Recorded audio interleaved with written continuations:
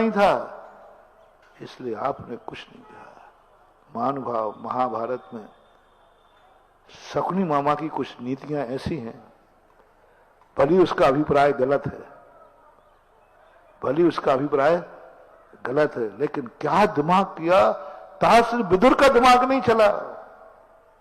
विदुर बड़े नीतिज्ञ माने जाते, लेकिन विदुर का दिमाग नहीं चला, ताश्री का दिमाग नहीं चला। श्री कृष्ण ने भी उस समय नहीं सोचा, गुरु द्रोणाचार्य ने नहीं सोचा कि कर्ण कितने काम की चीज है, इस समय इसका अपमान हो रहा है, इसे सम्मानित किया जाए।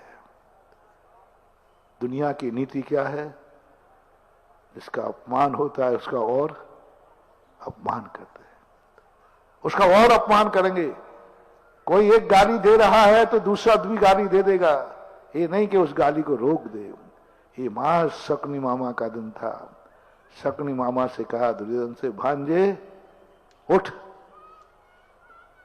उठ, गले लगा ले कर्ण को। बोले सारे तो विरोध कर रहे हैं, सारे तो मना कर रहे हैं, सब कुछ उसको कह रहे हैं। बोले यही मौका है, यही जिंदगी में काम आएगा।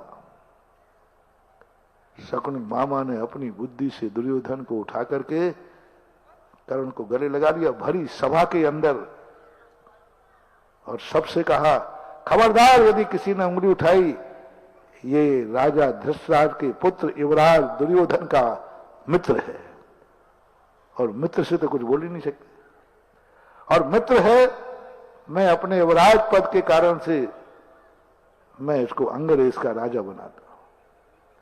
बस इतनी सी बात के लिए कर्ण मर गया। तुम्हें शिक्षा ये देना चाह रहा हूं आज के प्रसंग में कि तुम साथ उसका दो जिसका कोई साथ नहीं है। दया उस पे करो जिस पर कोई दया नहीं करता। सहयोग उसका करो जिसका कोई सहयोग नहीं करता। उसकी किस्मत भी साथ नहीं दे रही हो, उसका साथ दो। किस्मत भी साथ नहीं दे रही हो, उसका साथ दो। कोई जिसको बचाने वाला नहीं, उसको बचाओ। रोटी उसे खिलाओ जिसके पास रोटी नहीं है। दो ही व्यक्तियों को दान देना, एक वह है जिन्होंने रोटी छोड़ दी है, एक वह है जिनकी किस्मत में रोटी है नहीं।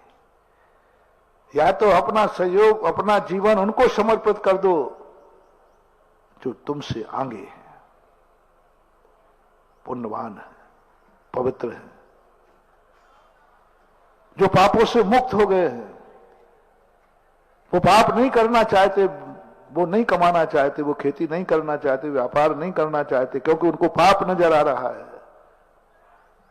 वे भूखे मरना चाहते हैं, लेकिन वो रोटी बनाना नहीं चाहते, उनको आराम परिग्रह नजर आ रहा है। जिन व्यक्ति को संसार की क्रियाएं में पाप नजर आ जाए, संसार की क्रियाओं से जो विरक्त हो जाए, जो संसार के सारे विकल्पों से विरक्त हो जाए, कष्ट उठाने को तैयार हैं, लेकिन संसार का विषय ग्रहण करने को तैयार नहीं है, भूखे मरने को तैयार है, लेकिन कमाने का पाप नहीं करेंगे, रोटी बनाने का पाप नहीं करेंगे। उनको रोटी बनाना पाप दिखने लगा, खेती करना पाप दिखने लगा, तो मरना पड़ेगा। बोले मैं मर जाऊंगा लेकिन जीवों को तो नहीं मारूंगा। ऐसे पूज्य पुरुष कहलाते हैं वो, जो पापों से भयभीत, संसार की हर क्रिया जिन्हें हे दिखने लगी, असमर्थ नहीं समर्थ हैं, सारे पाप कर सकते हैं। तुम साधु को ये मत समझना कि ये पापों से असमर्थ है। सारे पाप कर सकता है व्यक्ति, फिर भी पाप करने का त्याग कर देने का नाम है साधु, साधना त्यागी। असमर्थ का नाम नहीं है, पलायनवादी का नाम नहीं है। पाप नहीं कर पाया तो पाप छोड़ दिए।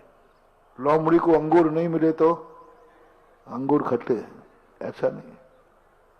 जो अंगूर खा सकता है, पेड़ पे चढ़ सकता है, जैसे थालियां भरी रखी हैं, फिर भी कहता है मेरे अंगूर का त्याग है, वो है त्याग। सब तरफ से मिल रहा है। सही साधुता वही है जो सब कुछ मिलते हुए, सब कुछ उसके पास है, उसकी किस्मत में सब देना चाह रहे, फिर भी छोड़ देता है। आप चौके में देखना, बोलो तुम क्या क्या नहीं देना चाहे, हमारी किस्मत में क्या क्या लिखा है बता दो भैया।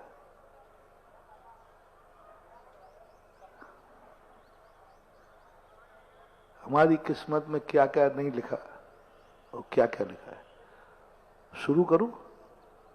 मेरी किस्मत में पैरों में जूते पहनने लायक मेरी किस्मत है कि नहीं?